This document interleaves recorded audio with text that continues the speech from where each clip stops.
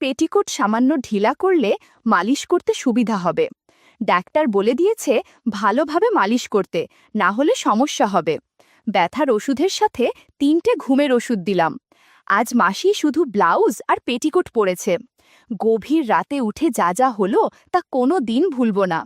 আমার নাম বাবু, বর্তমান বয়স ২৬, থাকি বাংলাদেশে। বাবা মার একমাত্র ছেলে। বাবা সরকারি চাকরি করে আর মা গৃহিণী। অনার্স কমপ্লিট করে বসে আছি। গত ৫ বছর ধরে জিমে যাওয়ার ফলে ফিটফাট থাকি। আমার গল্পের নায়িকার নাম রিনু মাসি। আমাদের একই এলাকায় বাড়ি। মাসির বয়স ৪৫, কিন্তু দেখতে দারুণ সুন্দরী, শ্যামলা গায়ের রং। বাগানের জাম্বুরা অনেকটাই বড়, কম করে হলেও ৩ কেজি করে হবে। এলাকার যে কেউ তাকিয়ে থাকে জাম্বুরা খাওয়ার জন্য। মাসির 2টো ছেলে, বড় ছেলে বিবাহিত। ওহ, বলতে ভুলে গিয়েছি, রিনু মাসি বিধবা। মেশো গত হয়েছে প্রায় ৫ বছর। বড় ছেলে চাকুরির সূত্রে বউ নিয়ে বিদেশ থাকে। ছোট ছেলেকে নিয়ে মাসি থাকে। ছোট ছেলেও চাকরিতে যোগ দিয়েছে কয়েক মাস হলো। মাসির সাথে আমার মায়ের খুব ভাব, সেই সূত্রে বাড়িতে প্রায় যাওয়া আসা হয় আমার। একদিন সকালে বাজারে যাওয়ার সময় মাসির বাড়িতে গেলাম, দেখলাম দরজা ভেজানো। হালকা ধাক্কা দিতেই খুলে গেল। আমি ভেতরে ঢুকলাম। মাসিকে ডাকতে যাব, তখনই শুনি বাথরুম থেকে জলের আওয়াজ। আমি তাড়াতাড়ি গিয়ে দরজাটা বন্ধ করে বাথরুমের দিকে এগোলাম, যদি কিছু দেখতে পাই। বাথরুমের বেড়ায় ফুটো থাকার দরুন কৌতূহলবশত চোখ রাখতেই অস্বস্তিতে পড়ে গেলাম। ভেতরে তাকিয়ে দেখি দড়িতে শাড়ি, ব্লাউজ, পেটিকোট ঝুলিয়ে রাখা, আর একপাশে একটা গামছে ঝুলানো। অন্যদিকে টিউবওয়েলের কাছে মাসি একটা ছোট টুলে বসে আছে, হাতে চিকন একটা শ্যাম্পুর বোতল, সেটা দিয়ে আজব কিছু করছে। একটু ভালো করে তাকাতেই দেখলাম ঘন কালো কুকরানো চুল, মনে হয় অনেক দিন চুল কাটে না। কিছুক্ষণ পর অদ্ভুত আওয়াজ শুনতে পেলাম। বন্ধুরা কিছু কথা বলেছিল যা ইউটিউবের কড়া নিয়মের কারণে সরাসরি বলা যাচ্ছে না। তোমরা কমেন্টে দেয়া লিংক থেকে আমার ওয়েবসাইট ভিজিট করো, সেখানে একদম খোলামেলা গল্প দেয়া আছে। কি করব না করব বুঝে উঠতে পারছিলাম না। ৫ মিনিট এভাবে চলার পর মাসি উঠে দাঁড়ালো, মনে হয় এখন স্নান করবে। আমিও তাড়াতাড়ি দরজা খুলে আগের মতো দরজাটা লাগিয়ে তাড়াতাড়ি বাড়িতে চলে গেলাম। গিয়ে মাসির কথা কল্পনা করতে শুরু করলাম। কোনোভাবেই মাসির কথা ভুলতে পারছিলাম না, আবার সুযোগও পাচ্ছিলাম না মাসিকে সান্ত্বনা দেয়ার। হঠাৎ একদিন শুনলাম ওনার ছোট ছেলে অফিসের ট্রেনিংয়ের জন্য ৩ মাসের জন্য ঢাকা থাকতে হবে। মাসি এবং দাদা টেনশন করতে লাগলো, কারণ মাসি বাড়িতে একা থাকবে কিভাবে। তাই আমার মাকে ডেকে নিয়ে গেল। মা মাসিকে আমাদের সাথে থাকার জন্য বলেছিল, কিন্তু মাসি রাজি হলো না। শেষে ঠিক হলো আমি রাতে ওনার বাড়িতে থাকব। আমি এসব বিষয়ে অবগত হলাম মা বাড়িতে আসার পর। মনে মনে খুশি হলেও মাকে বুঝতে দিলাম না। মন খারাপ করে বসে থাকতে দেখে মা বলল, জানি তুই থাকতে চাইছিস না, কিন্তু দেখ একা একটা মহিলা কিভাবে থাকবে। আমার জন্য হলেও এই কষ্টটা কর বাবা। মাকে হাসি মুখে বললাম, ঠিক আছে। তারপর দিন মাসির বাড়িতে গেলাম। দাদা ছিল বাড়িতে, মাসি রান্না করছিল। আমাকে দেখে মাসি একটা হাসি দিল। দাদা আমাকে বলল, আয় বস, আমার জন্য তোকে কষ্ট করতে হবে, তাই দুঃখিত। আসলে হঠাৎ কেমন জানি এটা হয়ে গেল। ভাই একটু মাকে দেখিস। আমি বললাম, দাদা কি যে বলো, এখানে কষ্ট কিসের, তুমি একদম টেনশন করো না, আমি মাসির খেয়াল রাখব। মনে মনে বললাম, একটু বেশিই খেয়াল রাখব। এর 2 দিন পর দাদা চলে গেল। আমি দুপুরে বাড়ি ফেরার পর মা জানালো আজ থেকে ঘুমোতে যেতে হবে মাসির বাড়িতে। রাতের খাবার খেয়ে মাসির বাড়িতে গেলাম। দরজায় নক করতেই মাসি দরজা খুলে দিল। ভেতরে ঢুকে দেখি মাসি ভাত নিয়ে এসে আমার সামনে ফ্লোরে বসে পড়ল। আমি বাথরুমে গিয়ে কাপড় চেঞ্জ করে একটা হাফ প্যান্ট পরে বের হলাম। এসে দেখি ভাত বাড়ার সময় মাসির শাড়ি কিছুটা অগোছালো হয়ে গেছে। মাসি আমার দিকে তাকিয়ে বলছে, তুই জিম করিস বলেই সবসময় ফিট থাকিস। তারপর মিনমিন করে কি জানি বলল, আমি শুনতে পেলাম না। আমিও গুরুত্ব না দিয়ে টিভি দেখতে লাগলাম। মাসির খাওয়া হলে কিছুক্ষণ পর ঘুমোতে ডাকলো। আমি গিয়ে দেখি মাসির রুমে আমার ঘুমানোর ব্যবস্থা করা হয়েছে। আমি মাসিকে জিজ্ঞেস করলাম, তুমি কোথায় শোবে? মাসি বলল, কেন এখানেই, তোর কোনো সমস্যা থাকলে তুই সুমনের রুমে ঘুমাতে পারিস। আমি বললাম, আরে না না, কোনো সমস্যা হবে না। মাসিকে জিজ্ঞেস করলাম, আসলে আমি ভাবলাম তুমি আমাকে বিছানায় রেখে তুমি নিচে ঘুমাবে, আর তা আমার মোটেও ভালো লাগবে না, কারণ আমার কারণে তোমার কষ্ট হোক সেটা চাই না। মাসি দেখলাম খুব খুশি আমার কথা শুনে। মাসি লাইট নিভিয়ে ড্রিম লাইট চালিয়ে আমার পাশে শুয়ে পড়ল। আমার ঘুম আসছিল না, তাই মাসির সাথে গল্প করতে লাগলাম। কখন ঘুমিয়ে পড়লাম জানি না। হঠাৎ মাসির একটা হাত আমার গায়ে পড়ায় ঘুম ভেঙে গেল। চোখ খুলে দেখলাম মাসি ঘুমের ঘোরে এরকম করেছে। একপাশ হয়ে শুয়ে থাকার কারণে মাসির শাড়ি এলোমেলো হয়ে গেছে। মাথায় অনেক কিছু চিন্তা আসছিল, কিন্তু তা করতে পারলাম না। এদিকে জাদুর লাঠি কেমন যেন করছে। আমি উঠে বাথরুমে চলে গেলাম। কিছুক্ষণ মাসিকে কল্পনা করে ফিরে এলাম। সকালে ঘুম ভেঙে দেখি মাসি নেই পাশে। উঠে ফ্রেশ হয়ে বাসায় ফিরার জন্য রেডি হচ্ছিলাম, দেখি মাসি চা নিয়ে এলো। বলল, কোথায় যাচ্ছিস? আমি বললাম, বাড়িতে যাব। মাসি বলল, থাক না কিছুক্ষণ, বাড়িতে গিয়ে কি করবি? নাকি আমার কাছে থাকতে তোর অসুবিধে হচ্ছে? আমি বললাম, কি যে বলো না, আমারও ভালো লেগেছে কালকে তোমার সাথে গল্প করে। আচ্ছা মাসি, তোমার একা থাকতে ভালো লাগে?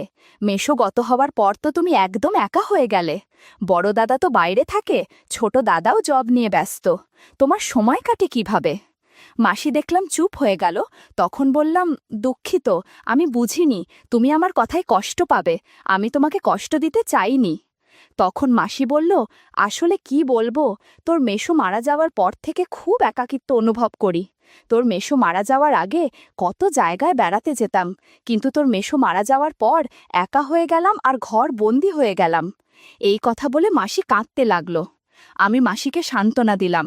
আমি মাসির চোখ মুছে দিয়ে বললাম, তুমি কাঁদলে আমি কিন্তু আর আসব না, কারণ তোমার চোখের জল আমার ভালো লাগছে না।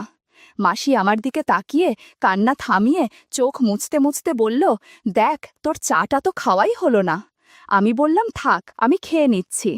মাসি কিছুক্ষণ পর এসে বলল, উনি স্নানে যাচ্ছে, আসার পর যেন আমি যাই। আমি এই সুযোগটা হাতছাড়া করতে চাই না, তাই বললাম, তুমি যাও, আমি টিভি দেখি ততক্ষণ।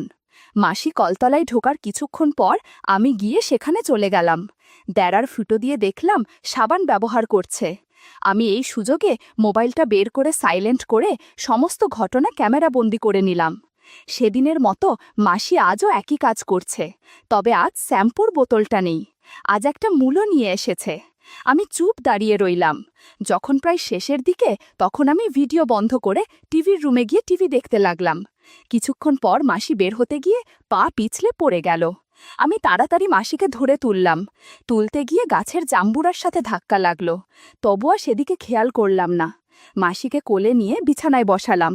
জিজ্ঞেস করলাম, কিভাবে পড়লে আর ব্যথা কোথায় পেলে? মাসি বলল, জানি না রে, বাথরুম থেকে বেরোতেই পা পিছলে পড়ে গেলাম আর কোমরে ব্যথা পেলাম। আমি বললাম, তুমি শুয়ে থাকো, আমি আসছি। তাড়াতাড়ি আমাদের এলাকার সমর ডাক্তারকে নিয়ে এলাম। উনি মাসিকে দেখে একটা মলম আর কিছু ওষুধ লিখে দিল, আর বলল মলমটা ভালো করে কোমরে মালিশ করতে আর 2 দিন পর একটা এক্সরে করে নিতে। মাকে ফোন করে সব বললাম। মা আসতেই আমি ওষুধ নিতে চলে গেলাম।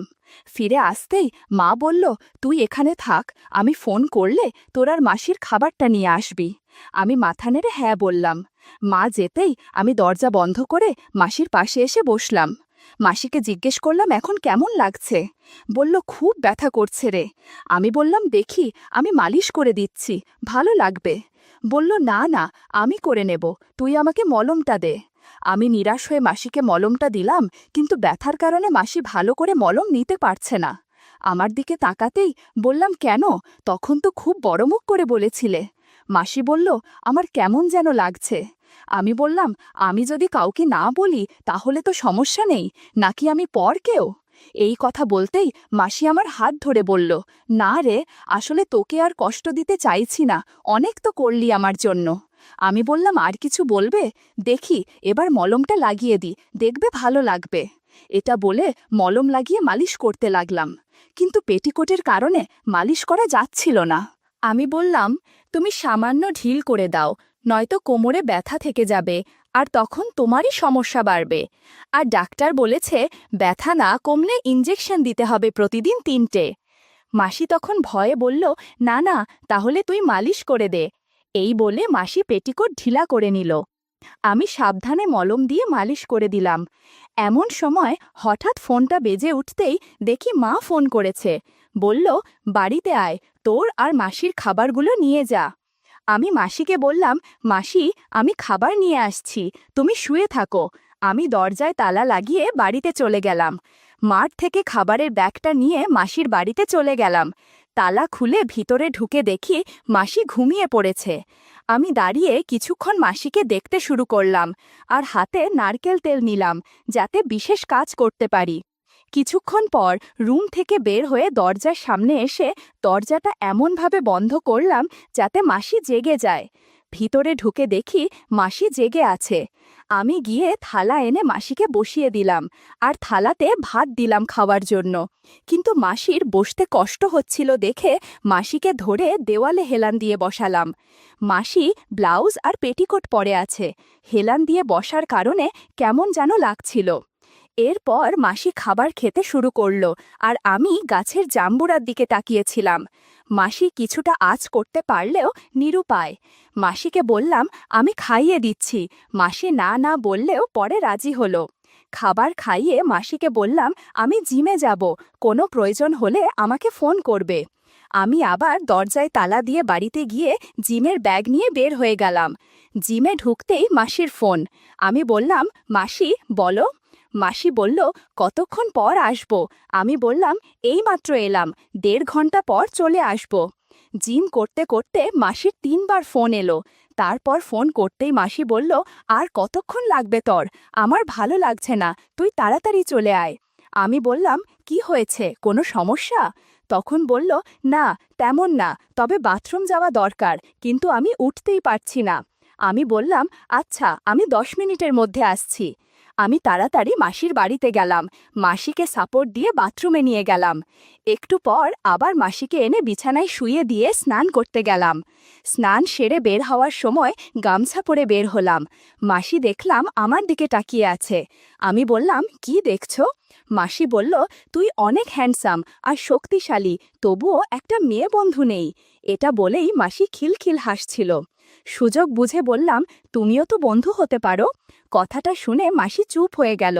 হয়তো তার ইচ্ছে আছে, কিন্তু কিছুই বলতে পারছে না। ঘরের মধ্যে নীরবতা নিয়ে এলো। সন্ধ্যায় মাসিকে চা করে খাওয়ালাম। এভাবে গল্প করে সময়টা কাটাতে লাগলাম। রাতে বাড়িতে যাওয়ার পথে মেডিসিনের দোকানে গিয়ে 4টে ঘুমের ওষুধ নিলাম। তারপর বাড়িতে গিয়ে খাবার নিয়ে দুজনে খাবার খেয়ে নিলাম। মাসিকে ব্যথার ওষুধের সাথে 2টো ঘুমের ওষুধ দিলাম। মাসি খাওয়ার পর বললাম, তোমার ব্যথা কমেছে নাকি? মাসি বলল, কিছুটা। এরপর আমি আরেকবার মলম দিলে পুরোপুরি সুস্থ হয়ে যাবে।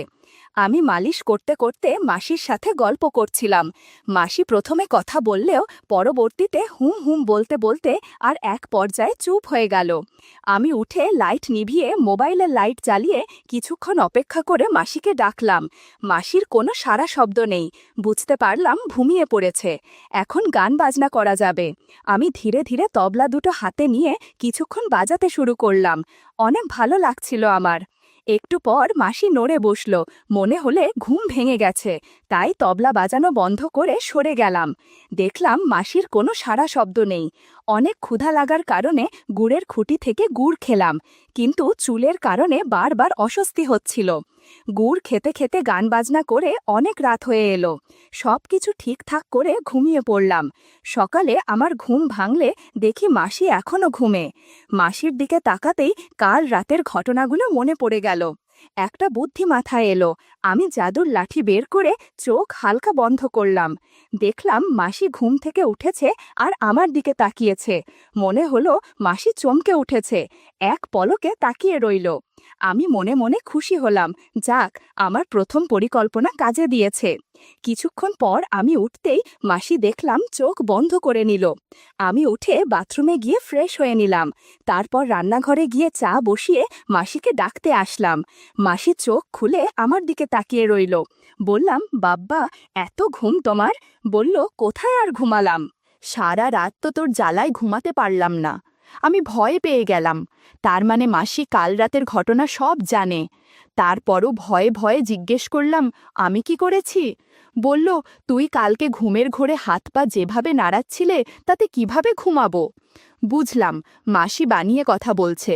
তাই বললাম, আসলে মাসি, বাড়িতে তো আমি একা ঘুমাই।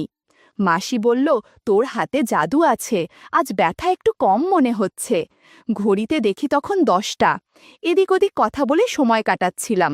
মাসি বলল, সেই কাল থেকে ব্লাউজ পেটিকোট পরে আছি, এখন স্নান করব। তাই আলনা থেকে মাসির কাপড়গুলো বের করে বাথরুমে রেখে মাসিকে নিয়ে যেতে বলল। আমি মাসির কথা মতো সব বের করে বাথরুমে রেখে বালতিতে জল ভরে দিলাম। টুল খুঁজে না পেয়ে একটা চেয়ার নিয়ে রাখলাম। তারপর মাসিকে নিয়ে বাথরুমে নিতেই বলল, চেয়ার কেন? বললাম, তুমি চেয়ারে বসে স্নান সেরে নাও, আমি তোমার রুমে আছি, স্নান শেষ হলে ডেকো। এই বলে দরজাটা টেনে বেরিয়ে এলাম। কিছুক্ষণ যেতেই আবার আওয়াজ পেলাম। দরজা খুলে দেখি চেয়ার সহ মাসি মাটিতে পড়ে আছে, সব কিছু এলোমেলো। আমি ওভাবেই মাসিকে ঘরে আনলাম। মাসি লজ্জায় কোনো কথা বলতে পারছে না। আমি তাড়াতাড়ি গিয়ে কাপড় এনে মাসিকে দিলাম। মাসিকে বললাম, তুমি জামাকাপড় পরে নাও। মাসি বলল, ব্যথার কারণে জামাকাপড় পরতে পারবে না। আমি বললাম, ম্যাক্সি আছে বাড়িতে?